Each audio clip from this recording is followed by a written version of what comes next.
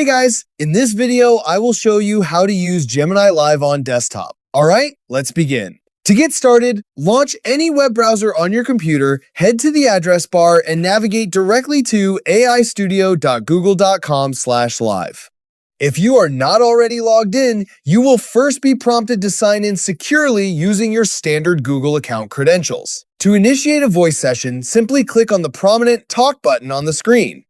Your browser will ask for permission to access your microphone. Select Allow to establish a connection to the server. You can immediately begin speaking naturally to the AI, and you have the ability to pause the conversation whenever you need a break.